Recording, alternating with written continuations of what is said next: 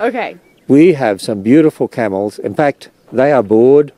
They're normally over here in this pen giving camel rides, and they're crying out to the world that they want to be doing camel rides again. Yes. And so they're out here in their pen. It's a beautiful day, so while they're out there, we thought we would get this on video for you. Yes. Blue sky, northern Kentucky, green grass. It's spring. It's a little coolish still as the temperatures are going up and down. Yes. But you don't have a coat on. I have a No. coat on. So, okay, so kids, mums and dads, we're going to learn about camels. Camels, are they reptiles or mammals? Camels are mammals. She got it right. Camels are mammals. They're not reptiles. Correct. Okay, Karina Yes. is right.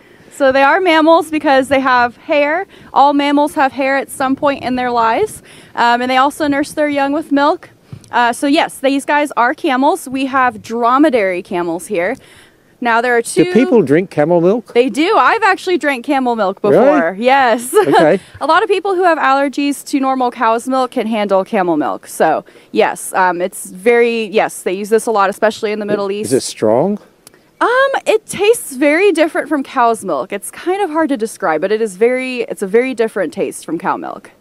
So we have 4 dromedary camels here at the Ararat Ridge What are Zoo at the dromedary Ark Encounter. camels? Great question. So a dromedary camel means it has one hump. So there's 2 species of camels. You have the one hump camels, which are our dromedaries here.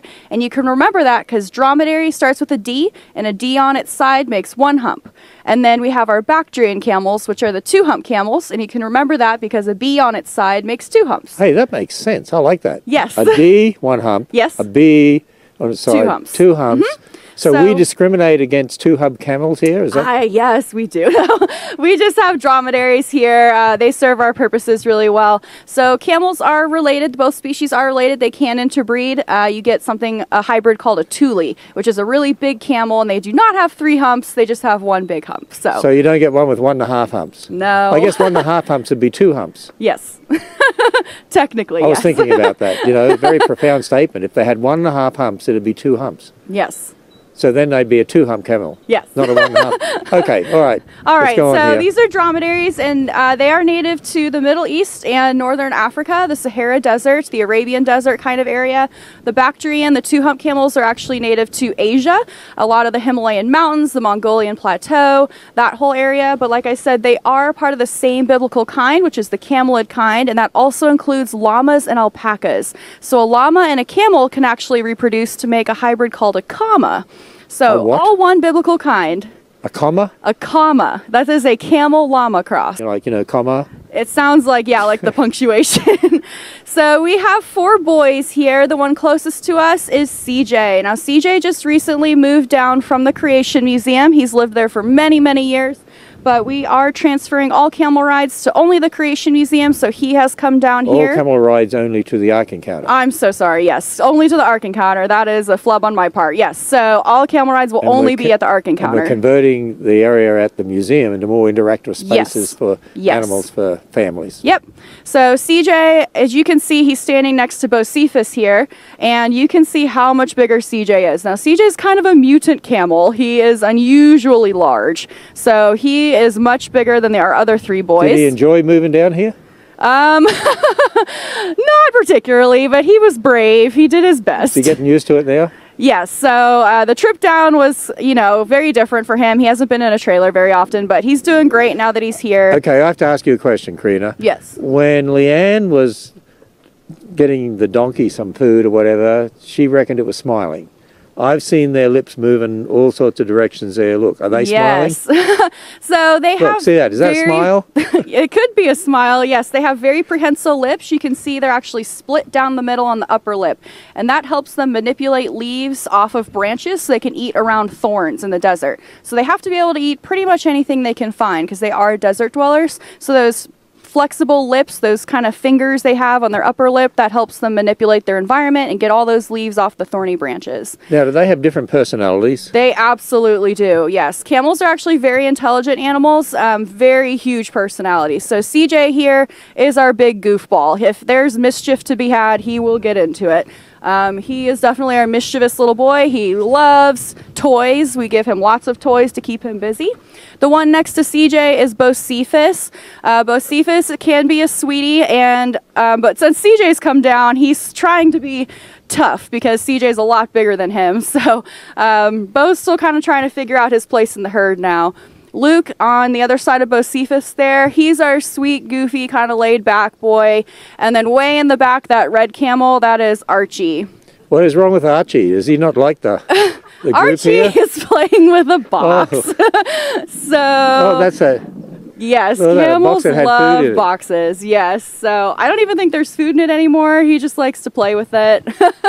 He's a little special. So yes, all these boys are just a joy to work with. They're a lot of fun to play with. So camels have been used by many cultures for a very, very long time, especially in the desert. These guys are really reliable. They're more reliable than horses, so they're used for anything. Most notably, they're used for hauling and transportation. So camels can be conditioned to carry up to 1,000 pounds for 25 miles a day. So very, very strong, durable animals. And they're also used for their hair. You can make clothes out of their hair, their fiber. They use their milk. So camels are very, very well adapted to the desert. They have a lot of amazing adaptations. I often wondered, you know, when God made horses and camels, whether, you know, one of their functions was to be transport for man. Yes, yes. So They're sort of suited to it, aren't they? Yes, so they can carry lots of weight. We can kind of go head to toe on the camel and kind of point out all their amazing adaptations that allow them to survive in the desert. So one of the biggest misconceptions about camels is that they have water in their humps. That is not true. Their humps are actually fat and cartilage, and that actually serves a purpose. So the fat is storage, kind of energy storage for them, so they can go weeks without eating, and it also keeps all the fat on one place in their body, so it helps them cool off in that desert heat. So can they go weeks without drinking? They can go several weeks without drinking water too, and when they do find water, they can drink 30 gallons in 10 minutes. Now, the reason they're able... when the fat breaks down, it also breaks down so they to actually will store water mostly in their bloodstream. Their blood cells are different than ours. So most humans and then most mammals, we have circle-shaped red blood cells. Theirs are oval-shaped, and they can expand to 2.5 times their normal size to hold all of that water. So they can go a long time without food or water. Now, if you look at their legs, you guys might see some calluses on their legs. They've got a big one on their chest called a pedestal. That's so when they lay down, their joints are protected as well as their organs and their rib cage. It supports them, it lifts them off the sand, and it allows them to not be burned by the hot sand either. Now, they've got those lovely feet. They do not have hooves. They actually have a foot. They each have 2 toes with toenails each, and they kind of spread out when they walk. So it kind of acts like a snowshoe for the desert. So when they walk on those sandy dunes, they don't sink into the sand. They kind of walk on top of them. So they can weigh anywhere from 1,200, 1,400, 1,600 pounds. CJ over here likely weighs close to a ton, but they will not sink into the sand. They actually just kind of walk on top of it. And then a lot of people also ask us, what do we do with them in the winter time? Because a lot of people associate camels with warm temperatures. And the answer is we really don't have to do anything because camels are actually really well adapted to living in cold weather as well.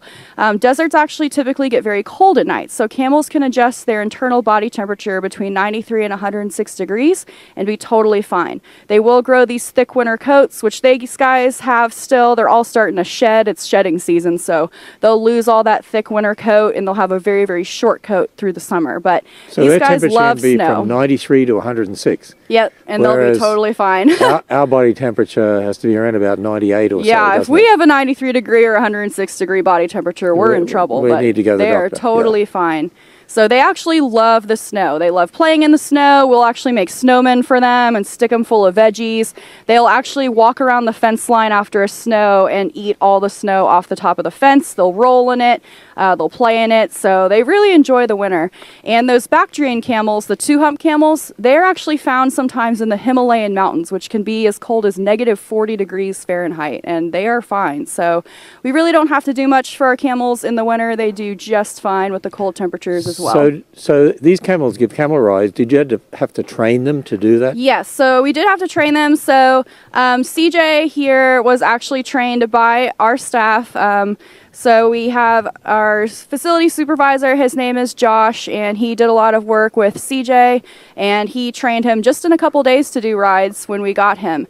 Now these three over here, Archie, Bo, and Luke, are actually rented from another zoo, and they train their camels to be ridden as well. So camels are very intelligent animals, very easy to be trained.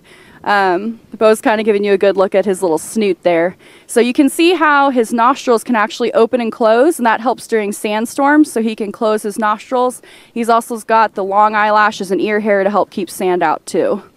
Well, we got some good video there of CJ. Adorable snoots. One of my absolute favorite things to do is to squish a camel snoot because they're very, very squishy lips. They love to give kisses.